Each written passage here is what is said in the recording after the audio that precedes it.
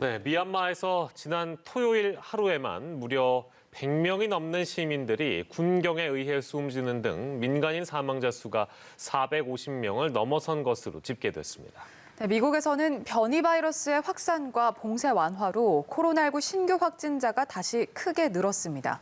밤사이 들어온 글로벌 뉴스 김지수 기자와 살펴보겠습니다. 어서 오십시오. 안녕하세요. 네, 미얀마 사태는 이제 걷잡을 수 없는 지경이 되어버렸네요. 지난 토요일에 무려 100명이 넘는 사람들이 희생이 됐다고요? 네, 27일 지난 토요일에 미얀마군의 날이었는데 이날 하루 최소 114명의 시민이 목숨을 잃었습니다. 군인의 날을 맞아 쿠데타를 일으킨 군부를 규탄하며 거리로 나온 시민들이 많았습니다. 시민들 향해 군경이 무차별 총격을 가했고 여기에는 5살 어린이도 포함돼 충격을 줬습니다. 다음 날에도 군경의 만행과 안타까운 희생은 이어졌습니다.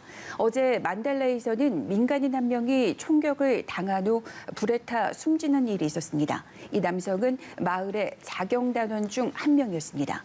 다친 시위대를 치료하던 20살 난 간호사 한 명도 군경의 총에 맞아 사망했습니다. 또 장례식에 모인 시민들을 향해 군경이 총기를 발사했다는 소식도 전해졌습니다. 이날 장례식은 전날 군경이 총에 맞아 숨진 20살 학생을 추모하는 자리였습니다. 군경 총격에 사망한 것으로 확인된 사람들은 최소 450명으로 집계됐습니다. 그러나 시신이 유기되거나 탈취된 경우 생사를 알 수 없는 경우도 많아 실제 사망자는 훨씬 더 많을 것으로 보입니다. 미얀마군 공습에 소수민족 3,000명이 태국으로 피신하는 일도 생겼습니다. 소수민족 무장 반군인 카렌 민족연합에 따르면 미얀마 카렌주의 주민 3,000명은 태국으로 건너갔고 일부는 현재도 정글에 숨어 있는 것으로 전해졌습니다.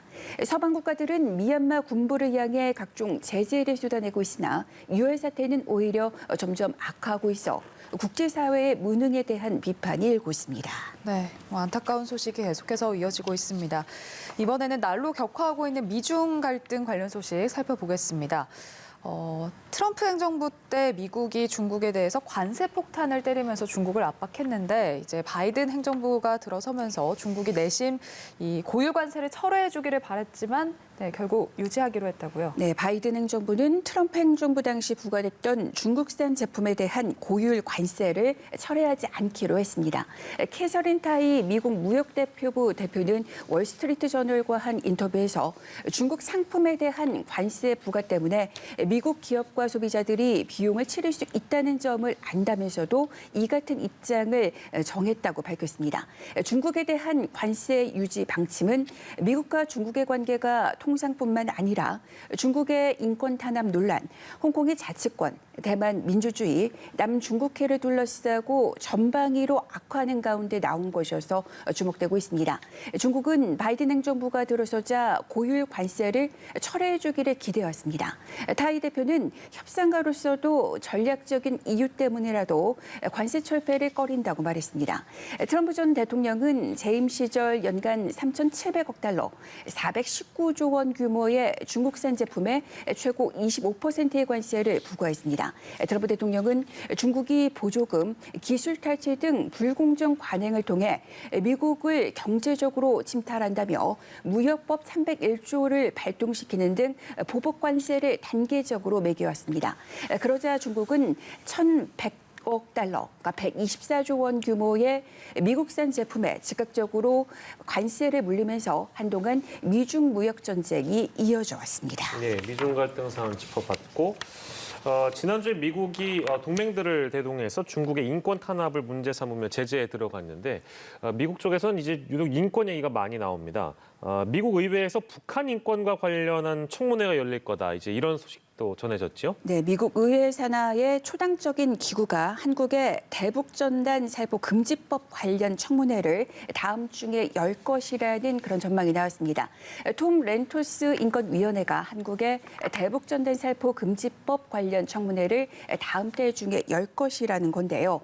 김동석 미주 한인 유권자 연대 대표는 바이든 정부의 대북 정책 관련해서 민주당 제임스 맥거번 하원 의원과 공화당 민주당 크리스 스미스 하원 의원의 움직임을 전하면서 톰 렌토스 인권위원회가 곧 청문회를 할 것이라고 말했습니다. 김 대표는 2007년 미 하원이 위안부 결의안을 채택하는 과정에서 물밑 작업을 주도한 풀뿌리 민주주의 운동가입니다. 앞서 스미스 의원은 올해 초 대북전단 살포 행위를 처벌하는 내용을 담은 대북전단 금지법을 비판하고 미 의회 차원의 청문회를 추진하겠다고 밝힌 바 있습니다. 김 대표는 한국의 시민단체와 정치권 일각에서 미 하원의 청문회 반대 운동에 나섰다는 사실을 언급한 뒤 스미스 의원의 입장에서는 오히려 청문회를 해야 한다는 입장이 강해진 것 같다고 전했습니다.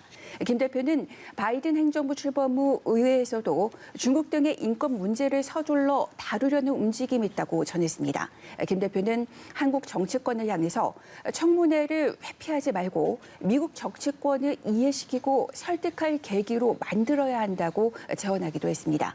그러니까 대북전단 살포 행위가 접경 지역 주민들의 생업에 부정적인 영향을 주고 직접적인 재산 피해를 일으킨다는 증언 등을 통해 미국 정치권이 대북전단 금지법에 대한 이해를 높이도록 해야 한다고 제언한 겁니다.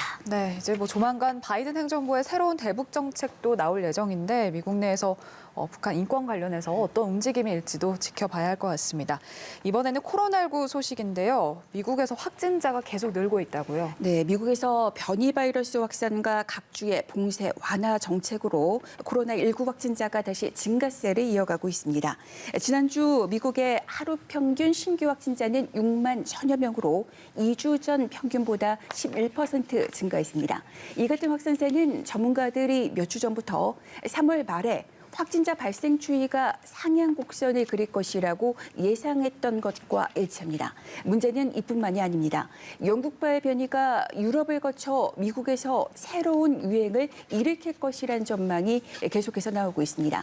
뉴욕타임스는 전파력이 더 강하고 치명률이 더 높은 것으로 보이는 변이 바이러스가 미국에서 기하급수적으로 증가하고 있다는 추세만큼은 분명하다고 진단했습니다. 또 영국발 변이의 전파력이 일반 코로나19 바이러스보다 최소 50% 이상 강하면서 이런 변이 바이러스의 강한 전파력이 백신 보급에 따른 면역 효과를 상쇄할 것이라는 우려도 커지고 있습니다. 미국에서 코로나19 대응을 이끌고 있는 앤서니 파우치 국립 알레르기 감염병 연구소장도 코로나19가 새로 급증할 가능성이 있다고 경고했습니다. 파우치 소장은 전파력이 더 강한 영국과 남아공발 변이가 확진자 증가에 영향을 줬지만 봄철 방역과 또 여러 주의 방역 완화도 함께 영향을 끼쳤다고 지적했습니다. 또 코로나19 확산세가 큰 정점을 찍은 뒤 주춤하다가 일정 기간 머물러 있는 경우 다시 급상승할 위험에 처할 수 있다고 경고했습니다. 실제로 지난 1월부터 이달 초까지 미국의 신규 확진자는 약 5만 명대에서 6만 명대였다가 26일에는 신규 확진자가 7만 명을 넘어섰습니다. 파우치 소장은 이렇게 높은 감염률 수준을 유지하는 건 위험하다고 강조했습니다. 다만 매일 300만 건 이상의 백신을 계속 투여한다면 감염률을 훨씬 더 낮은 수준으로 만들 것이라고 전했습니다. 예. 다른 나라의 상황도 좀 살펴볼까요? 좀 어떻습니까? 네, 독일의 경우를 눈여겨보면 수도 베를린에서 변이 바이러스의 급격한 확산에도 전면 봉쇄를 하지 않기로 결정했습니다. 베를린에서는 코로나19 검사 결과가 음성이라는 사실을 알리면 백화점이나 미용실, 박물관의 방문이 허용됩니다. 코로나19 검사를 전제로 봉쇄 완화를 유지하기로 한 겁니다. 다만 베를린은 모든 기업의 직원들을 위한 검사 제공을 의무화하기로 했습니다.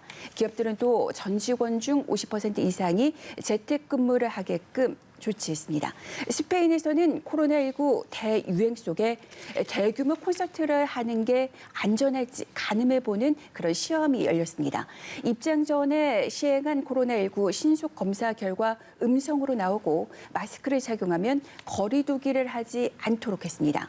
5천 명의 관객들이 참여한 이번 콘서트에서 코로나19가 확산하지 않았다는 점이 확인되면 앞으로 유사한 행사를 열 수 있는 길이 열릴 전망입니다. 관객들은 콘서트 관람 후 2주 안에 코로나19에 걸렸을 때 주최 측에 통지하기로 했습니다. 전문가들은 이를 바탕으로 관람객들의 감염률과 일반 인구의 감염률을 비교해 분석할 계획입니다. 네, 오늘도 다양한 국제 소식 살펴봤습니다. 지금까지 글로벌 브리핑의 김지수 기자였습니다. 고맙습니다.